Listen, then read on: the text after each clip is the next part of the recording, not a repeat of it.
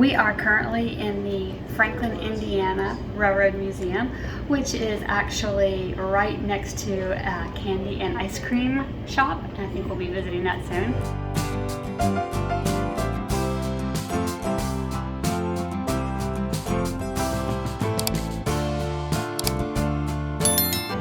The building is from 1909 and it has been relocated and saved by several different people throughout the years.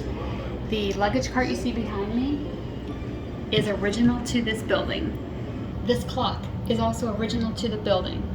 I think he said this is the first battery operated clock in the United States, and they put them in train stations that had Western Union stations because when someone sent a telegram, they needed it to have the correct time. I saw these and I didn't know what they were, so he explained that these are actually the relays that are used for like train crossings.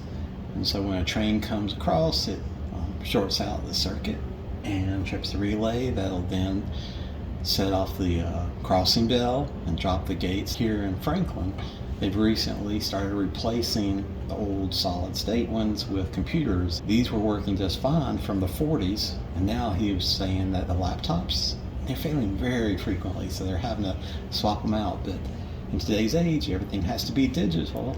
The train tracks, they need to be maintained. In today's age, everything is GPS coordinated, so they know that this section of track has these GPS coordinates and maintained this recent time. In the old days, they had to use some other method, which they used the nails. And so each of these nail heads has a number on it, which represents the year. 1910 is his oldest, all the way to 1940s. They're driving down the tracks on the speedway or the hand-pumped cars, and they would say, oh, okay, this is so old, we need to pull these out and replace them. These are not candle lanterns you put on your dining room table. I did not realize, but these are signal lights that they would use. Lanterns are kerosene burned, and those burn pretty yellow.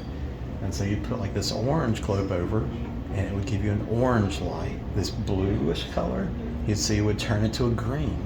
Yellow, caution, green, go. This blue one here is probably one of his most rarest one because it was to signify when somebody is underneath the train working on the track. So it would be a purple light. Pretty neat.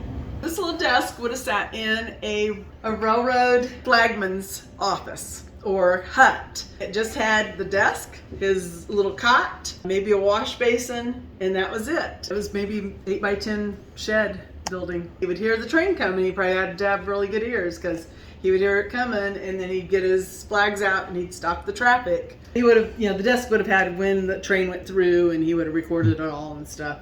So would they use something, a person like that instead of like the crossing guards, the metal droppers? Was that?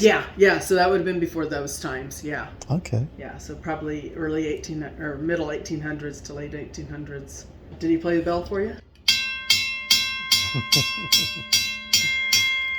I wish we had this one hooked up because then you could really tell the difference. So this is the newer ones that sounds like an electric organ, so more of a boing boing opposed to the actual. I love telling the kids there's a hammer in there that actually is hitting that metal.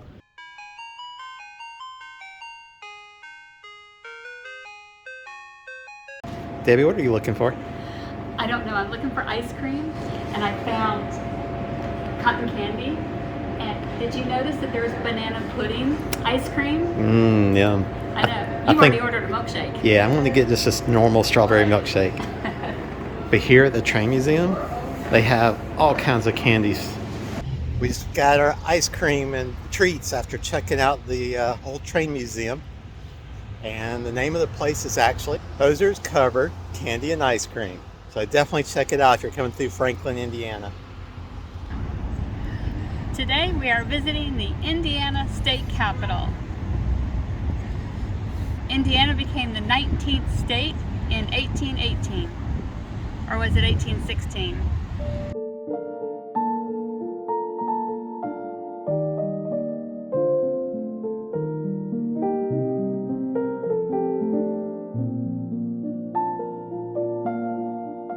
Only requirements to be a senator in the state of Indiana is you must be 25 and live in your district, and there are no term limits. When they come up for re-election, it's 25 at a time. What you see is the tablet here that tells you whose desk standing next to and which district they represent.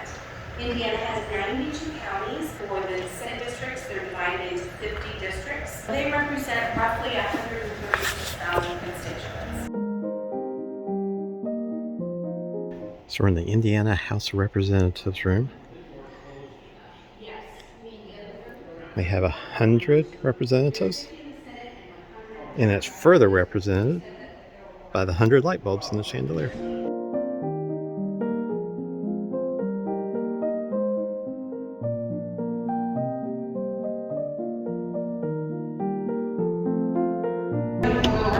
Here since 1888, which makes it the longest running Supreme Court in the same space. Symbolically, the room is in the shape of a cube, so that all sides would be equal in this space.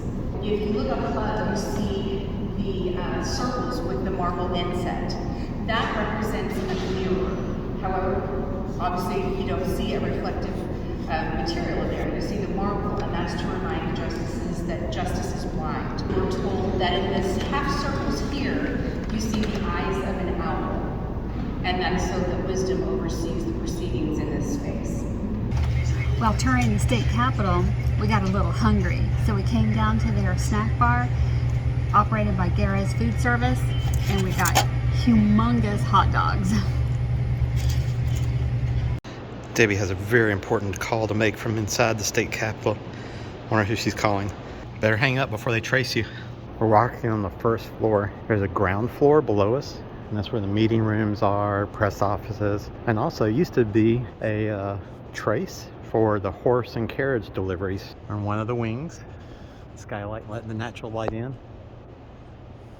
These chandeliers were put in just on the edge of when they had electricity also, but they hadn't quite wired the electricity in, so they also put in the gas lantern. So any chandeliers you see facing up, or the gas candlelit operas, and the ones facing down were intended for the electric when they got wired in. The dome above us is the inner dome, and about 100 feet above that is the outer dome with windows letting the sun in. Depending on the time of the day, the sun will light up different parts of the stained glass window.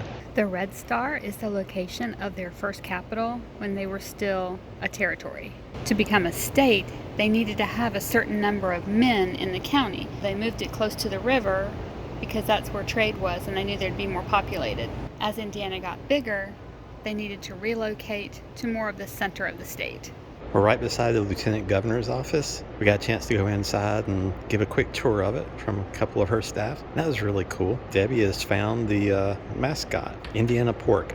We heard in the early days that pork was like their staple crop. Now it's more like corn and such. The flag is a great example. It has the 19 stars because it was the 19th state.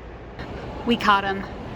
DeWitt found a buddy, Abe, here in the Capitol, and he's having a little chat with him. Who's Abe? Abe, the mascot for the bicentennial celebration. David and I are on our way out on a Saturday morning up here in Indiana. There's a field for flying remote control airplanes, and a group is doing a fly-in this morning, and so we'll go check that out. And then they also had the Indiana Steamers Club, which is miniature trains, probably about 3 or 4 feet long, and they have several acres of property, and they are offering rides. So you can come and check out some of the train cars and ride around.